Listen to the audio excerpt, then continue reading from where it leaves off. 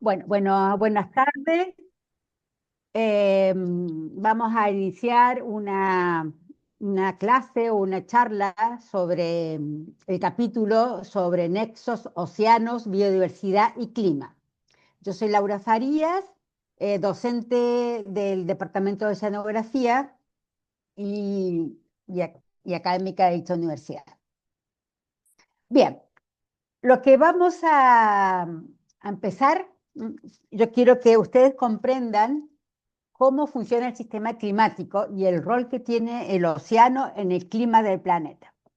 Entonces, lo que primero tenemos que ver que el sistema climático o el planeta Tierra funciona a través de la interacción y las retroalimentaciones en energía y materia entre 5 reservorios: la atmósfera, la biosfera, lo que estamos en el centro, en la biosfera, la criósfera, la superficie terrestre y oceánica, que se llama litósfera, y la hidrósfera, entre ellos el océano y la zona costera.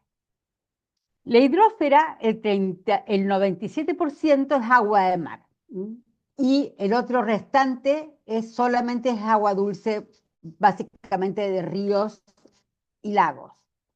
Y entre ellos se intercambia materia y energía, y son los que establecen las condiciones climáticas medias del planeta, que ha cambiado, es dinámica, y esto ha cambiado en función a distintos forzantes y a distintas ponderaciones entre ellos. Y esto en la izquierda tenemos los forzantes que modifican o controlan el flujo de energía y materia entre estos reservorios. Y entre ellos tenemos, obviamente, lo que son cambios en tectónica, cambios en la órbita terrestre a distintas escalas de tiempo, cambios en la radiación solar y, indudablemente, cambio en la concentración de gases de efecto invernadero en la atmósfera y cómo se intercambian con los otros reservorios, principalmente el océano, que es el foco de esta charla, y el uso de suelos. Y vamos a explicar por qué. Y con estos cambios en los forzantes, y principalmente nos vamos a enfocar en el antropoceno, es decir, el incremento de gases de efecto invernadero y cambio de uso de suelo por acción del hombre, y cómo está ha cambiado la dinámica física del planeta, vamos a tener respuestas. Este sistema responde a este cambio en los forzantes a través de distintos mecanismos de interacciones.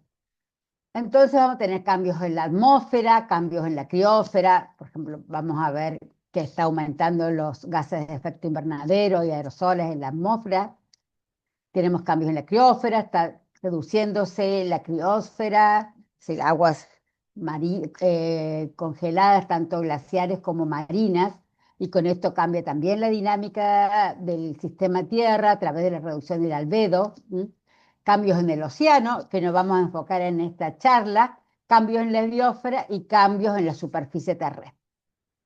Entonces, como el planeta Tierra es el resultado de esta interacción entre estos reservorios, disculpen, eh, nosotros sabemos que uno de los principales forzantes en el antropoceno, o actuales, es el aumento de los gases de efecto invernadero.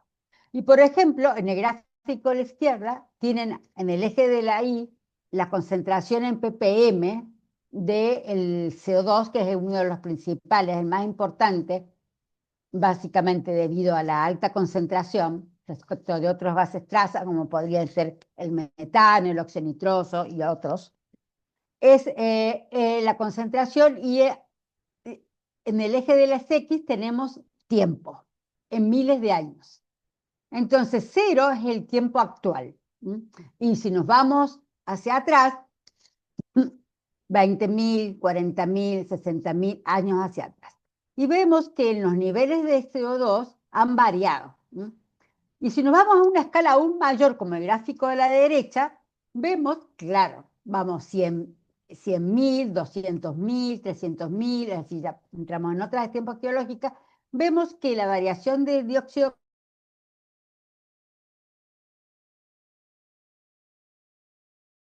y ha subido y ha bajado, y ha subido y ha bajado. No obstante, disculpen, los niveles podemos decir que se han mantenido alrededor de los 300 ppm. Actualmente, en una escala sin precedentes, que es nuestro tiempo actual, vemos que los niveles de dióxido de carbono se han disparado.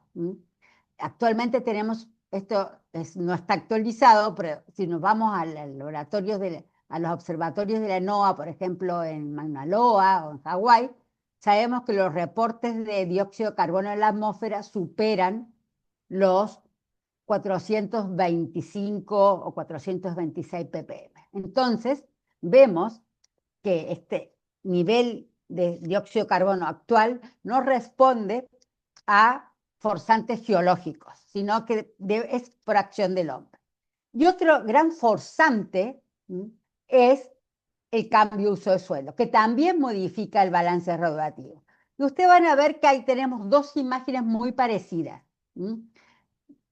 Y probablemente preguntarán, ¿qué es eso? ¿Qué superficie del planeta representa? Y tenemos a la izquierda la gran minería, que representa un gran cambio de uso de suelo. Y a la derecha tenemos campos de arroz, que también implica terrazas inundables para el cultivo de este cereal. Entonces vemos muchos más otros cambios, que obviamente plantaciones de pinos, la agricultura, el cambio de uso urbano a uso rural, es decir, son muchos los cambios de uso de suelo que finalmente son un forzante para el clima, es decir, para la interacción entre los distintos reservorios que tiene el planeta. Y entre ellos, lo que estamos haciendo es la interacción básicamente entre la litosfera, es decir, el suelo continental, y la hidrosfera, en este caso el océano, que al haber cambio de su suelo, cambia la dinámica y la interacción entre estas dos interfaces. Litosfera y océano. Y en su interfaz es la zona costera, para que lo recuerden. Pero lo que primero nosotros nos deberíamos preguntar es ¿por qué son tan importantes los océanos para la dinámica del sistema Tierra? Y bueno, nosotros sabemos que los océanos cubren más del 72% de la superficie terrestre. Es decir, que el planeta Tierra debería ser llamado planeta azul. De hecho, si nosotros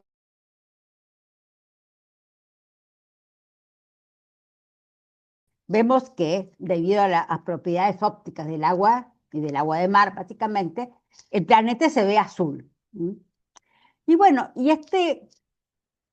esta gran superficie también se traduce en un gran volumen, porque en realidad nosotros vemos la superficie, la piel del planeta, pero nuestras cuencas hidrográficas tienen una gran profundidad, en promedio 4.200 metros de profundidad.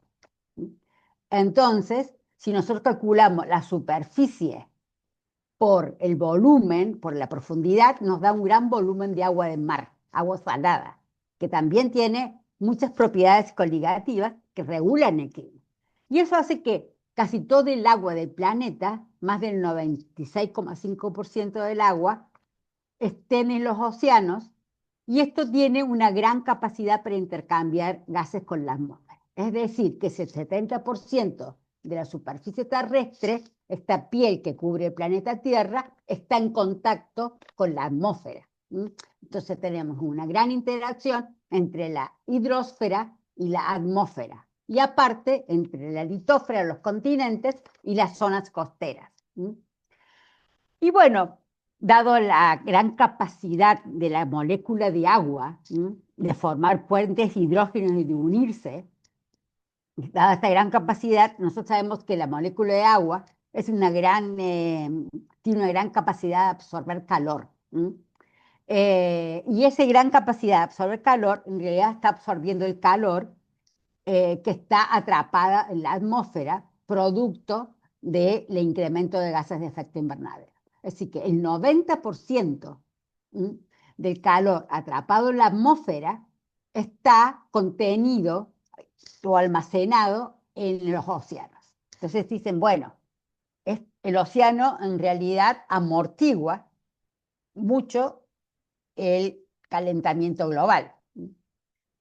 Y eso sí lo sabíamos. Entonces, eso es una gran propiedad, seguida de la que probablemente ustedes también han escuchado, es que el océano, ustedes siempre van a escuchar, secuestra dióxido de carbono. Gran parte, y ese dióxido de carbono, se dice que el 50% del dióxido de carbono que está acumulado en la atmósfera, producto de actividad antropogénica, básicamente quema de combustibles fósiles, esa gran parte, esa, la mitad, el océano la captura, la asimila, la absorbe, a través de distintos mecanismos. Uno, obviamente, es la bomba biológica, la capacidad de las microalgas de realizar fotosíntesis. Otro es la capacidad que tiene el dióxido de carbono de intercambiarse con la atmósfera y disolverse en el agua de mar, que se llama bomba de solubilidad. Y otra es la formación de carbonato de calcio a través de la precipitación biogénica de determinados organismos que pueden incorporar este carbono como carbono inorgánico, es decir, dióxido de carbono, y transformarlo en un mineral como el carbonato de calcio. Y hay muchos procesos, entre ellos los que ustedes mejor conocen, son por ejemplo los arrecifes coralinos, que forman una asociación entre una microalga que puede precipitar a través de otro carbonato de calcio y forman estas estructuras en zonas tropicales. Entonces ahí yo les pongo que los océanos son los mayores reservorios de carbono del sistema terrestre. Hay 54 veces más carbono que la atmósfera y absorbe el 25% de las emisiones de dióxido de carbono. La otra mitad de la absorción le lleva a cabo los ecosistemas terrestres a través de sus múltiples ecosistemas.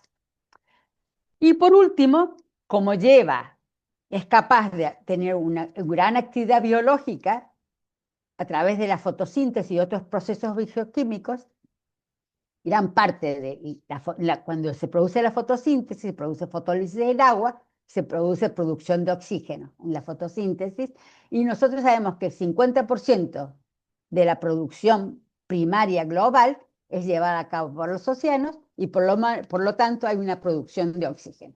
El 50% le corresponde al océano. Y con ello, y no menor, alberga una gran diversidad de ecosistemas y biodiversidad. Muchos de los organismos, más que todos los microbianos, los de pequeño tamaño, aún con una diversidad muy poco conocida. Se dice que solamente el 2% al 5% del microbioma marino es conocido y secuenciado. Entonces, pero nosotros sabemos que como nosotros movilizamos carbono fósil, ya sea en forma de petróleo o carbono mineral, desde la litósfera, que al planeta le llevó millones de años formarse, y el hombre rápidamente lo movilizó y lo quemó desde la litósfera y lo acumuló como dióxido de carbono en la atmósfera, esto ha generado un aumento de la temperatura. Es una de las consecuencias más importantes del cambio climático, y eso lleva a, dependiendo de las emisiones y de los inventarios de emisiones, como nosotros lo reportemos, y de cómo nos comportemos en las décadas futuras, distintos escenarios de calentamiento. Nosotros sabemos que ya la atmósfera en general, en un promedio, ha llegado a un calentamiento de 1,4, 1,5, dependiendo de la zona. Y esto, indudablemente, si se calienta la atmósfera, se va a calentar el océano, se calienta el océano. Y bueno, pero como la capacidad calorífica del agua, ya lo habíamos dicho, es mucho mayor en el océano, la tasa de calentamiento no es la misma que la tasa de calentamiento de la atmósfera. Pero porque el océano acumula ese calor. Y por la propiedad del agua, ese calor acumulado no se traduce directamente en temperatura. Pero ustedes dirán, bueno, se predice que también puede llegar, sabemos que actualmente hay un calentamiento entre 0,1 y 0,2. puede llegar a 0,3.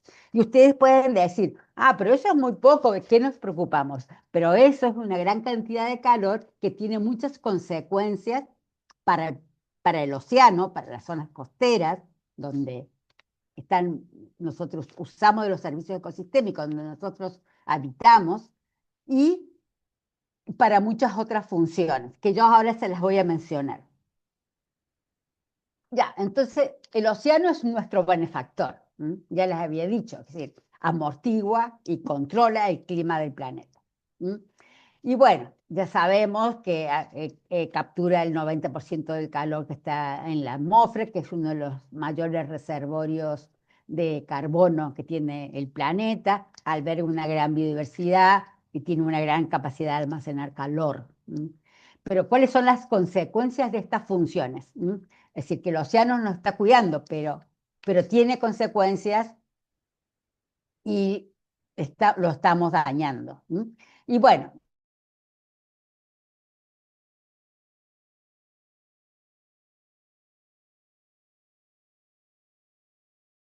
almacenar calor, y cuando aumenta la temperatura del agua de mar y la capacidad de almacenar calor,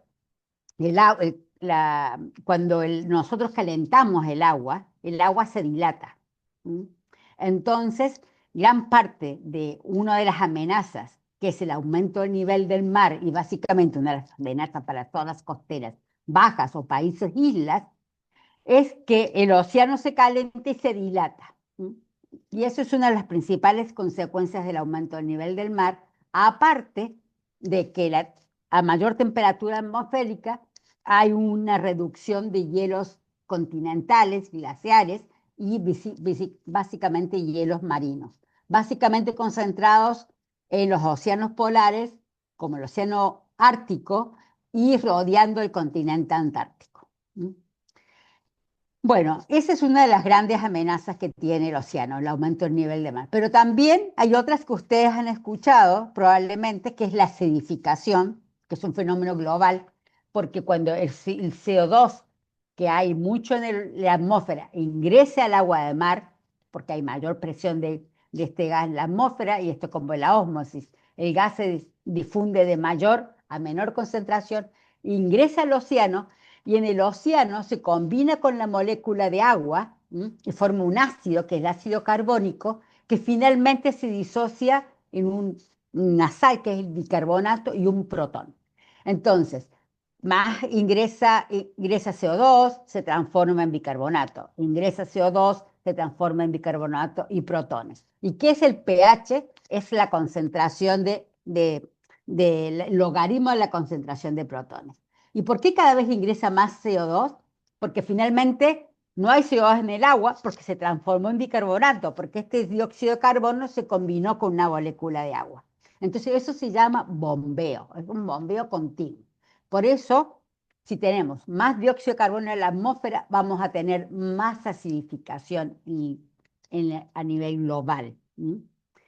Y indudablemente esta acidificación, que es una disminución del pH, afecta no a todos los organismos por igual, pero hay organismos más vulnerables, y aquellos vulnerables son aquellos que tienen en sus estructuras duras, ya sea tecas, valvas o como los corales, carbonato de calcio, porque el, el pH bajo ayuda a la disolución de este carbonato de calcio. Bueno, sabemos también que con la temperatura la solubilidad de los gases disminuye. Entonces, todos los gases, si yo quiero desgasificar un vaso de agua, la hiervo. Y el sabor es muy diferente. ¿Por qué? Porque perdió básicamente oxígeno y otros gases. Entonces, con el calentamiento también el océano solubiliza menos gases, y entre ellos uno de los más importantes y más abundantes, producto que el planeta es un planeta oxigenado, es el oxígeno. Y finalmente, la falta de oxígeno o la disminución del oxígeno produce grandes eh, cambios en el metabolismo, en los ciclos bioquímicos y en muchas reacciones bioquímicas que dependen del oxígeno. Entre ellos la respiración aeróbica que la mayoría de los organismos realizan, entre ellos nosotros. Y bueno, entonces hay un fenómeno de pérdida de oxígeno. Y si se calienta la superficie, y abajo sabemos que el océano es más frío, producto de que está más alejado de la fuente de la radiación solar, se produce una estratificación. Más caliente superficie, más frío el océano superficial y profundo. Y esta estratificación es como tener una capa de aceite con vinagre, o aceite con agua. Son distintas densidades, y entonces le es más dificultoso mezclarse. Se necesita más energía para mezclar estas dos capas, y con eso, entonces, como sabemos que muchos de los nutrientes vienen del océano superficial o profundo, no llegan lo suficientes cantidad de nutrientes a la superficie, y el océano pierde su capacidad para los microorganismos que necesitan nutrientes, pierde su capacidad de fertilización. Y hay menos organismos, hay menos fotosíntesis, y entonces hay determinadas zonas del océano que se están desertificando. Y muchas otras consecuencias que trae la mayor estratificación. Finalmente, sabemos que todos estos cambios son una amenaza para los organismos, así que hay pérdida de la diversidad, sumado también a pérdidas de hábitats. Y como los reservorios se están reorganizando y hay distintos reordenamientos de la energía, muchas veces, no solamente el aumento de gases invernaderos, sino también el vapor de agua se reorganiza y generan aumentos de eventos extremos como los que vemos actualmente en la atmósfera, que repercuten finalmente en todos los reservorios, entre ellos la litósfera, a través de periodos de sequía o inundaciones, huracanes y muchos otros fenómenos extremos que se producen por esta reorganización de la energía. Entonces, indudablemente, cuando vemos todas las consecuencias que tiene el cambio climático sobre el océano, nos vamos a hacer una pregunta: ¿cómo está la salud de nuestros océanos? ¿Cómo están las zonas costeras? Indudablemente esto es un fenómeno global, pero tiene repercusiones en las zonas costeras, y no todas las zonas costeras tienen la misma cantidad de amenazas, o la ponderación entre estas amenazas es diferente. Y bueno, dicho esto, nos vamos ahora ya, hacemos un zoom del océano global y nos acercamos hacia las zonas costeras. Y básicamente yo voy a dar algunos ejemplos de qué variables y procesos están cambiando en las zonas costeras, y cómo ello necesita un desafío de gobernanza. Me voy a enfocar indudablemente a los océanos costeros del Pacífico suroriental, es decir, los de Chile, y probablemente nuestros vecinos, es decir, todos los países que colindan con el Océano Pacífico. Al sur del Ecuador, y oriental, porque está al este del meridiano Greenwich, es decir, que a la parte oeste de los continentes. No sé si ustedes han visto algunos cambios, o han percibido, o las comunidades costeras han percibido cambios en los océanos costeros, en la zona costera. Claro, nosotros tenemos un gran gradiente latitudinal desde los 18 grados a los 45 grados sur. Y con esto pasamos por distintos biomas y ecosistemas, desde fiordos patagónicos hasta zonas norte desérticas que están sujetas a una estabilidad o distintas composiciones. Hemos observado cambios, y las comunidades lo perciben a veces mucho antes que la evidencia científica. Y entonces sí hemos observado cambios, por ejemplo, en el gráfico a la derecha, sí, nosotros sabemos probablemente que hemos tenido cambios en el ciclo hidrológico. Entonces vemos que hay un ciclo anual, por ejemplo, me refiero a la zona centro-sur, donde la mayor descarga o precipitación se produce en los meses de otoño e invierno, lo vemos en el centro. Entonces, esperamos que la mayor descarga de nuestros ríos, que es está controlada por la precipitación, ocurra en los meses invernales. Pero hemos observado cambios en este ciclo anual, que va desde enero hasta diciembre. Y el primer cambio que hemos observado, que toda la sociedad chilena ha observado, ha habido un extenso periodo de sequía. Es decir, que ha bajado la precipitación en más de un 25-40%, es mucho, y con ello nuestras cuencas hidrográficas funcionan de otra manera. Entonces, esa sequía meteorológica se traduce en una sequía hidrográfica. Y bueno, ¿y esto cómo influye en las zonas costeras? No sabemos que el agua dulce que llega a las zonas costeras a través de las cuencas hidrográficas es muy importante y produce lo que es un fenómeno de estratificación. El agua dulce es menos densa que el agua de mar y entonces, y en ese sentido, por ejemplo, lo típico que puede pasar en un delta, en un estuario, en un fiordo, que depende esta interacción, esta hidrodinámica. Entonces, esta estratificación hace que el ecosistema y los organismos que viven en este ecosistema estén adaptados a este diferencia de densidad entre las aguas superficiales y las aguas profundas. Eso se llama capa de mezcla. Entonces, cuando hay menos agua dulce, hay esta mezcla, esta dinámica costera cambia y con ello la hidrodinámica y la circulación afecta a las comunidades biológicas. También sabemos que la temperatura, más o menos temperatura, sí también afecta a la columna de agua de las zonas costeras. Se calienta más, está más caliente en la superficie, más frío, también produce cambios hidrográficos que finalmente afectan a la concentración de solutos, de partículas y de organismos. Y otra cosa que también afecta es el viento, más o menos viento, porque el viento hace que se mezcle la capa superficial y profunda, y a veces eso es beneficioso porque lleva los nutrientes del fondo de la subsuperficie hacia la superficie y favorece al crecimiento de organismos o microorganismos que dependen de estos para sus ciclos biológicos. Entonces, la descarga de ríos es muy importante para el control físico de las zonas costeras. Otro que también ya he dicho que hemos observado y les voy a comentar son cambios en los patrones de viento y la intensidad de viento, como lo vamos a ver en las próximas diapositivas, porque el viento produce mezcla, a diferencia del agua dulce que produce estratificación, produce mezcla.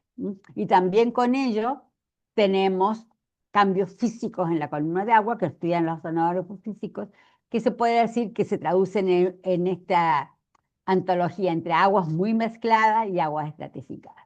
Y otro patrón, otra variable física que es muy importante para los forzantes regionales y locales es la radiación solar, la cantidad que también es una variable que controla la fotosíntesis y todos los organismos fotosintéticos dependen de la radiación solar. Y después les voy a explicar a nosotros cómo han cambiado estos forzantes en las zonas costeras. Hay muchos más. Indudablemente que los oceanógrafos observan los cambios que están ocurriendo y después proyectan los cambios a futuro, a través de modelos y a través de distintos escenarios.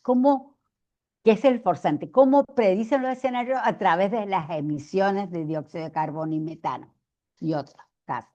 Es decir, que finalmente a través de cómo se gestiona el carbono en el planeta. Indudablemente por eso hay mecanismos de mitigación que pueden reducir las emisiones y con eso también va a cambiar en los escenarios futuros de cambio del océano costero. Y bueno, vamos a introducirnos en algunos de los cambios que estamos observando y que estamos investigando y que indudablemente nos llevan a un desafío de gobernanza que es lo que vamos a conversar en las futuras diapositivas. Bien, ¿qué es lo que nosotros hemos observado? Y que no tenemos ninguna duda. Tenemos 15 años de sequía, por lo menos en la zona centro-sur de Chile.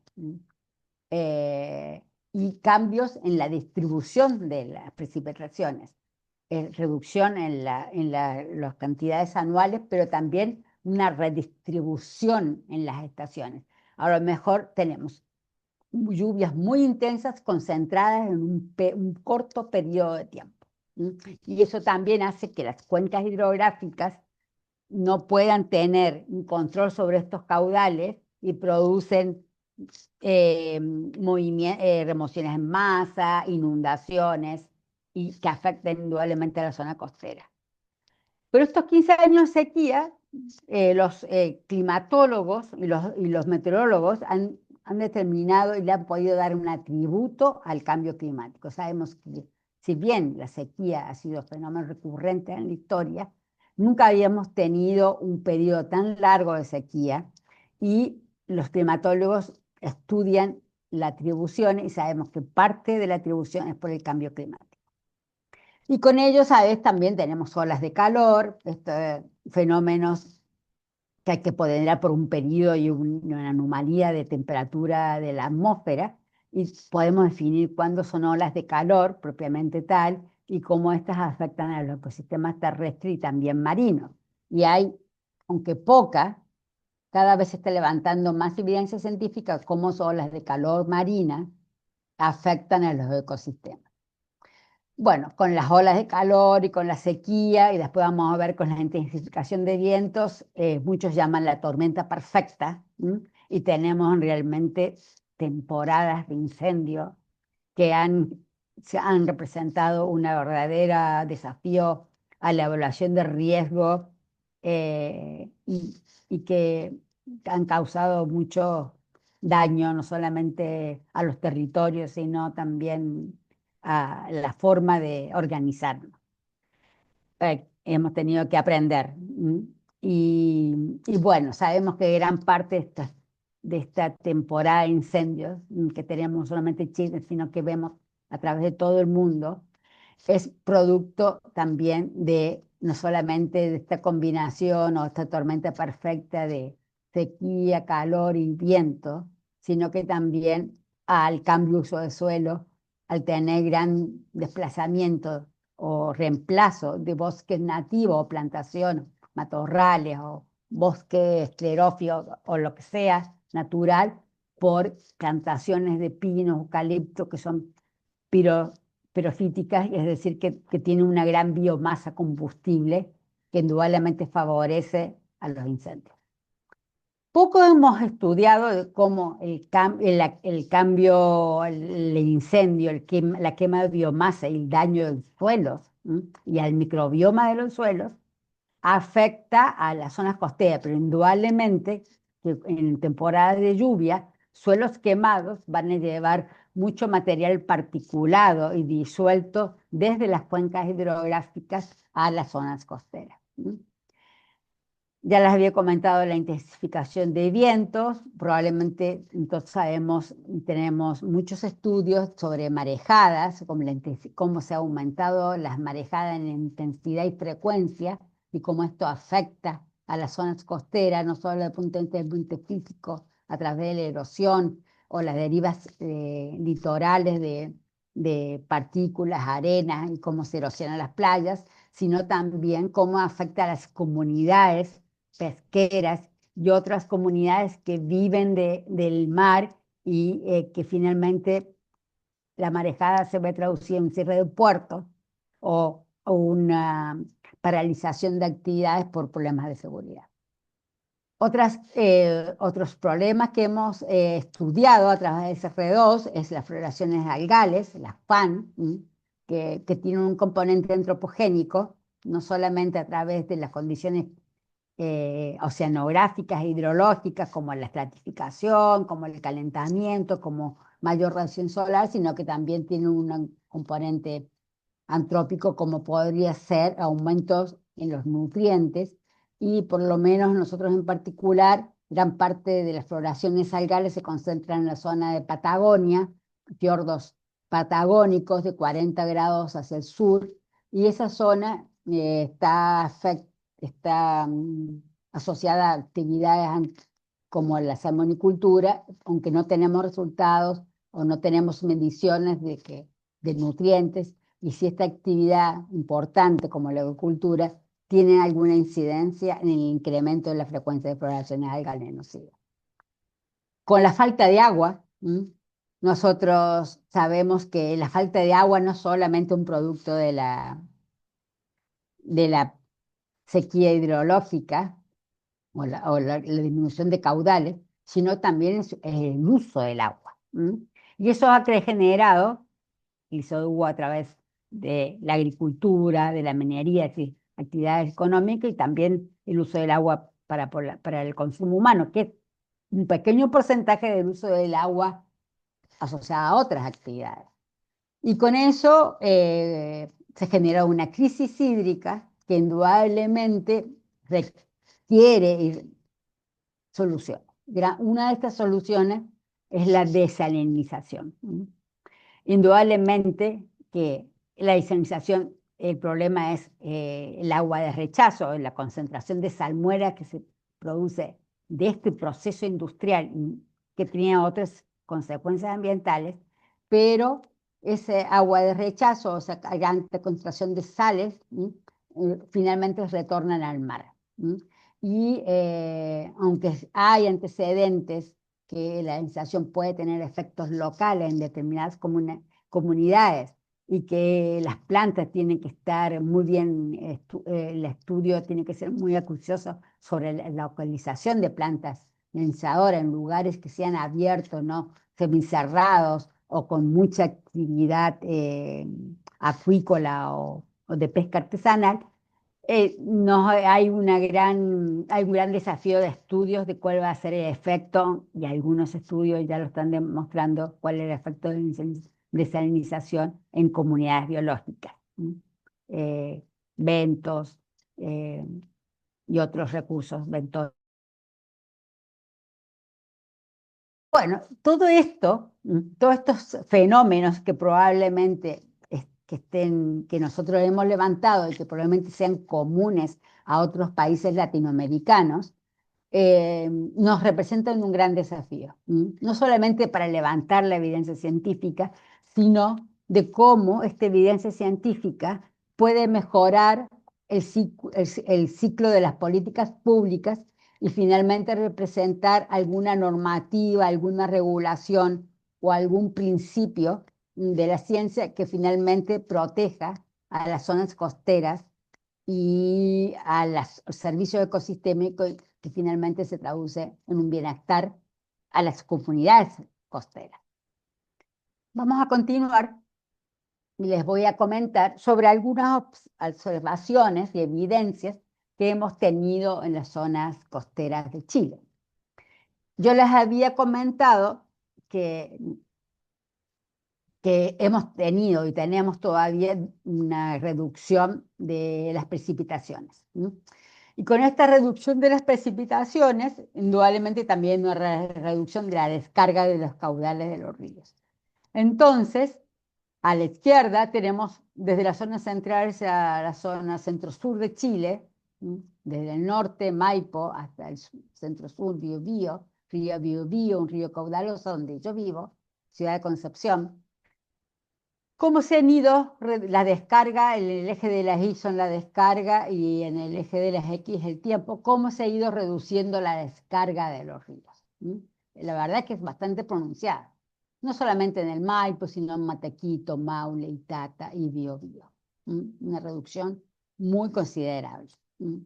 Y bueno, entonces, ¿cómo esto va a afectar a las zonas costeras? Los ríos transportan a través de las cuencas hidrográficas mucho soluto. El río tiene muchas funciones ecosistémicas, limpia las aguas, las zonas riparias, filtran mucho, pero finalmente transporta. Si bien el rol ecológico del río varía a lo largo de toda la cuenca, en las zonas de descarga, en las bocas de los ríos, y en las zonas de desembocadura, en los estuarios, finalmente llevan muchos nutrientes, partículas, arenas, ¿sí? Aluminio silicatos y otros minerales a las zonas costeras.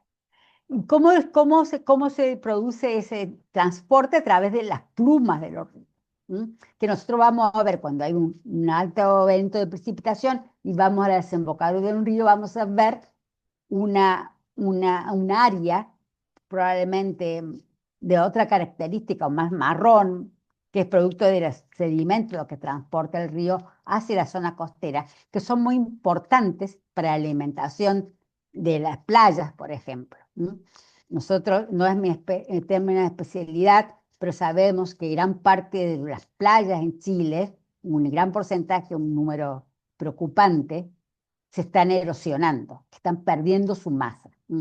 Y dentro de las causas es la, la falta de sedimentos producto de estos fenómenos de descarga que llevan los ríos a las zonas costeras y un aumento de las marejadas. Dos fenómenos que tienen un porcentaje o una ponderación del cambio climático. Y bueno, a la derecha yo les muestro cómo son las plumas de los ríos en un año lluvioso, como podría ser el Niño. Y vemos que marcan a través de los satélites una área que se ve amarillita, bastante importante. Pero si estas plumas de estos ríos, en épocas húmedas, es decir, de lluvia, en un año lluvioso, se comparan con la misma estación, invierno, primavera, perdón, otoño-invierno, pero de un año relativamente seco, vemos que hay muchas plumas que casi han desaparecido. Por ejemplo, las del río en el norte, las del río Maipo. El río Maipo es una cuenca hidrográfica muy modificada, pasa en importantes ciudades por esa cuenca, y desemboca en la zona central de Chile, una de las zonas unos territorios de la zona costera con mayor transformaciones territoriales. Y en los últimos años, la boca, es decir, se ha formado una barra que ha cerrado el río. Eso falta porque hay un cambio en el presupuesto hidrológico, lleva muy poca agua, sumado a marejadas, se han formado barras permanentes que desconectan a la cuenca hidrográfica con el océano costero. Indudablemente eso, no hay una normativa de cómo se abre la barra, los pescadores que dependen de esta interacción entre la cuenca y la zona costera, porque ingresa recursos pesqueros como la lisa, que finalmente está en zonas más salobres, en las desembocaduras donde hay mezcla de agua dulce con agua de mar, les produce un gran daño y muchos otros amenazas y impactos que ameritan un capítulo especial de cómo esto se ha descontinuado. Y bueno, ese río, al cerrarse, forma como una laguna costera, probablemente en tiempos geológicos así ha sido la formación de lagunas costeras, pero hay humedales y marísimas que cambian su dinámica, que son muy importantes como sitio de nidificación y estancia de aves, y también estas marísimas con estos cambios de salinidad y probablemente una acumulación de compuestos contaminantes que no se descargan en el mar, sino que quedan acumulados en estas zonas, producen grandes daños a las zonas de humedales. Para avanzar, hay un fenómeno que es global, pero que también nosotros lo hemos observado, es un aumento de los vientos favorables a las urgencias costeras. Las urgencias es un fenómeno, un proceso muy emblemático para Chile y Perú, que es el ascenso de estas masas de agua profundas o intermedias hacia la superficie. Y con este ascenso de aguas frías, que son más profundas, a la superficie y que llevan nutrientes, se produce una fertilización natural del océano, que son los que mantienen las grandes pesquerías de Chile y Perú. Generalmente los fenómenos de surgencia, que es el viento a lo largo de la costa, viento sur, que se mueve hacia el norte, a lo largo de la costa, producen desplazamiento de masas de agua que deben, por un fenómeno de balance de masa, deben ser desplazadas, deben ser reemplazadas por aguas superficiales que son ricas en nutrientes y frías. Y generalmente ocurre en los bordes en los bordes de los continentes, las zonas orientales de los océanos. Entonces pasa en California, pasa en Perú, en Chile, en Benguela, en Canarias, en India. Es decir, es un fenómeno que se llama surgencias ricos en nutrientes. Son muy importantes. Eh, esas aguas, estos vientos se han intensificado. Dicen, bueno, puede ser importante porque hay más nutrientes en las costas. Probablemente es algo que nosotros debemos estudiar, pero se debe a un movimiento del anticiclón, que lo vemos en los gráficos de adelante. El anticiclón se acerca a la costa, estos centros de altas presiones, y provocan vientos más intensos. Y tiene muchas consecuencias. Aparte del enfriamiento, si vemos el agua se está enfriando porque hay más ascenso de aguas frías, entonces esto tiene un mensaje. No todos los océanos globales responden a los forzantes de las mismas maneras. Abajo vamos a ver cómo el viento se ha intensificado a lo largo de varias décadas. ¿Y cuáles serían las consecuencias? Bueno, acá quedó desordenado, disculpen, este era cuando estabas hablando de descarga de los ríos, es cómo se ha reducido la concentración de nutrientes que los ríos llegaban al mar. Y como en los ríos, las descargas suceden básicamente en otoño e invierno en esta latitud, hay muchos, en esa época hay desove, crecimiento larval, que dependía depende de la concentración de de nutrientes de esta descarga, a diferencia de la primavera-verano, donde la surgencia es la que trae los nutrientes. Otros cambios importantes, indudablemente, es la pérdida de glaciares, el derretimiento de glaciares, de las zonas de fiordos de Patagonia Sur, y con ello hay muchísimos cambios, no solamente reducción en el volumen de la criósfera, sino que también cambios en las zonas costeras, en los fiordos, que son controlados por zonas de derretimiento glacial. Y finalmente es agua dulce, fría, que ingresa a la desembocadura, a las cabezas de los estuarios y producen grandes cambios. Y bueno, otro cambio importante es la desoxigenación. Yo se los había mencionado. Esta desoxigenación se debe a muchas causas. Básicamente, ya se les había dicho, un calentamiento, pérdida de la solubilidad, pero también un aumento en la estratificación, también se les había mencionado, y algo que también es netamente antrópico es la eutroficación, es decir, aumento de descarga de materia orgánica, nutrientes a las zonas costeras a través de ríos, emisarios u otros procesos de interfase que aumentan la carga orgánica y hacen que esa carga orgánica tenga que ser oxidada, y generalmente se oxida con oxígeno, y el oxígeno se consume. Pero nosotros tenemos una de las primeras evidencias a través de series de tiempo, como la que se ve en el gráfico central, que es la distribución de oxígeno medida en la columna de agua en una estación de monitoreo que tiene más de dos décadas de observación. Y esto es muy importante porque podemos observar no solamente la superficie del océano, que es lo que nuestros satélites pueden observar, sino que con monitoreos discretos a distintas profundidades podemos ver, por ejemplo, la distribución de gases. Y vemos que la distribución de gases es estacional y está asociado surgencia, no surgencia, otoño-invierno, primavera-verano, otoño-invierno, primavera-verano. entonces tiene un control estacional. Pero lo que nosotros hemos sido capaces de registrar es que ha aumentado la hipoxia y la suboxia, es decir, aguas con menos de 2 ml de oxígeno por litro, e incluso aguas que tienen trazas de oxígeno como 0,5 ml de oxígeno. Y ese incremento que vemos en estos gráficos con esta línea de las aguas hipóxicas y subópticas está totalmente relacionada con el viento, lo que nosotros en la física llamamos transporte Ekman. Y entonces es el viento. Entonces, como se está intensificando el viento, hay más urgencia de aguas pobres en oxígeno en la superficie y eso causa efectos sobre las comunidades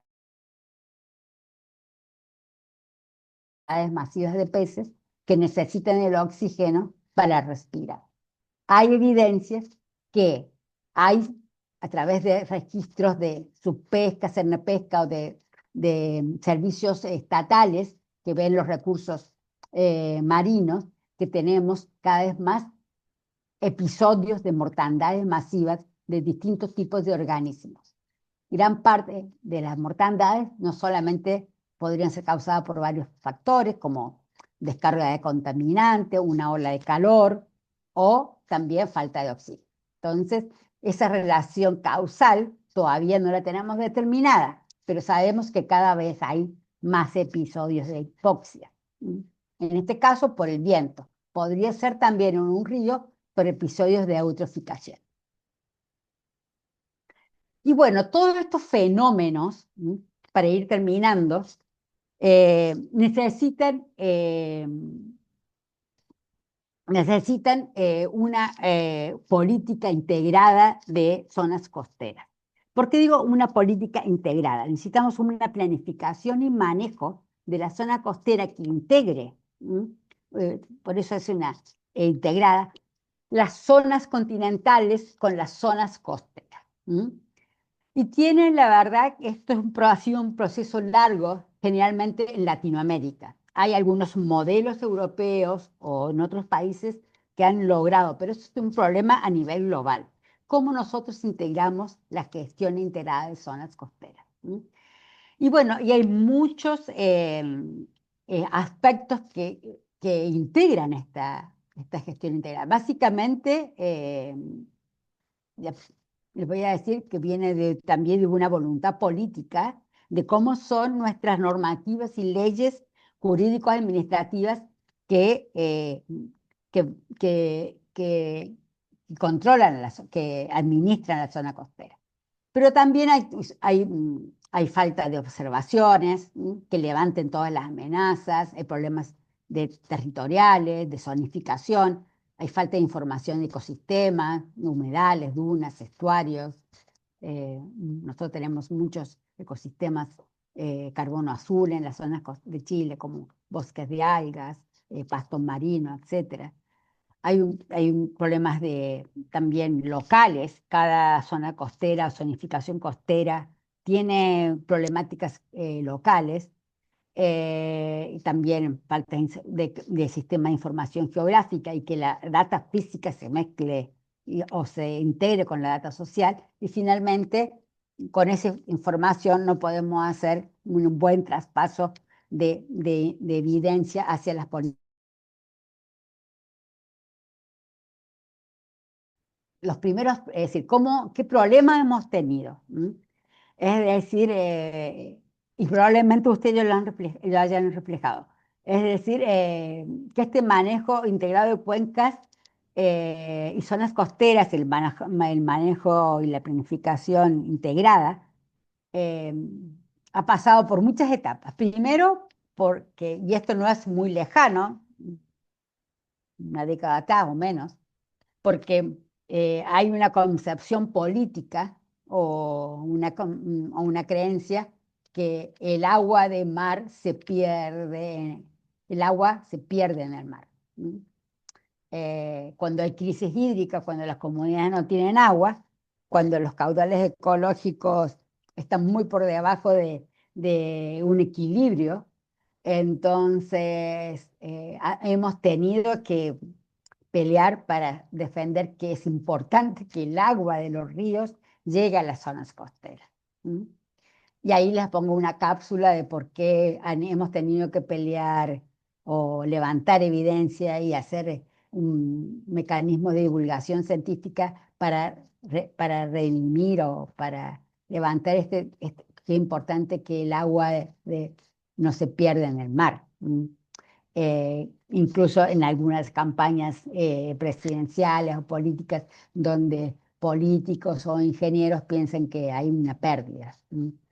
Eh, Eso, acá les pongo por qué, qué transporte el agua de los ríos hacia el mar y cómo impacta el agua dulce sobre los océanos. Es decir, Chile, que casi más de un tercio o la mitad tiene zonas de fiordos y estuarios, depende de la circulación estuarina y cómo se distribuye eh, los nutrientes, el agua, las sales, las partículas, depende de esta circulación estuarina, es decir, ya desde el punto de vista físico, ya es muy importante. Imagínense cómo es desde el punto de vista biológico. Entonces, ese ha sido el primer nivel de dificultad, entender que esto es muy importante. Y bueno, se han detectado otras problemáticas y desafíos, y probablemente sean comunes en Latinoamérica, como la antropización, la degradación y el cambio climático. Es decir, que ha habido un aumento no solamente de grandes problemas socioterritoriales. Ya vemos que gran parte de la población se asienta y, y vive en las zonas costeras. En el caso de Chile, un país marítimo, tenemos grandes ciudades, probablemente Valparaíso, Coquimbo, o la zona de Talcahuano, Concepción, donde yo vivo, que son de grandes urbes en contactos con el mar. Entonces, en esta zona, en este desafío, hay un aumento de las amenazas naturales, indudablemente un deterioro de los ecosistemas costeros por varias razones y también por el cambio climático. Tenemos un concepto jurídico restringido, que es un concepto jurídico administrativo que define esta zona, esta integración, esta zona dinámica donde interactúa el continente, la atmósfera y el océano, se define básicamente a través de un concepto que es netamente administrativo, que es el borde costero. Y no incluye ecosistemas críticos ni la dinámica. Tenemos una desarticulación institucional, donde varios organismos públicos, instituciones, tienen atribuciones y mandatos sobre las zonas costeras, y donde tenemos una zonificación costera totalmente desconectada de la planificación territorial local, de caletas, de playas, de golfos, o regional, dependiendo de la estructura política que tenga cada país, provincia, región, etcétera, totalmente fragmentada. Y otro problema es que hay un déficit de observación, no tenemos sistemas de observación del océano costero. Hay también un problema de conocimiento y de participación. Una escasa capacitación formal y participación social limitada y una educación. Bueno, estos son los clásicos problemas de gobernanza que actualmente tenemos. Tengo que decir que hay una política nacional de borde costero actualmente en consulta pública, que vendría a reemplazar a la antigua normativa que es del año 90 o más, muy antigua, que considera el borde costero como habla del borde costero como en una zona muy limitada que incluye la playa o la zona de playa, y básicamente a través de una normativa administrativa. Pero nosotros sabemos que la zona costera es mucho más que el borde costero, y que incluye fenómenos tectónicos, hidrológicos y geomorfológicos. Entonces, y que ahí tenemos muchos ecosistemas en una zona costera que incluye todos estos forzantes y otros ecosistemas como humedales, campos dunares, que deberían estar incluidos en una zona costera como un sistema de interacción entre el continente y la zona costera, que cada uno está administrado por distintas instituciones y con distintas regulaciones, debe estar integrada. Entonces también hemos tenido problemas para definir la zona costera desde un concepto eh, más, no desde un concepto administrativo, sino un concepto desde la evidencia científica y desde la ciencia. Eh, Eso es una gran dificultad. La nueva propuesta, aunque siempre se mejora, todavía mantiene algunas deficiencias que tenemos la oportunidad de participar.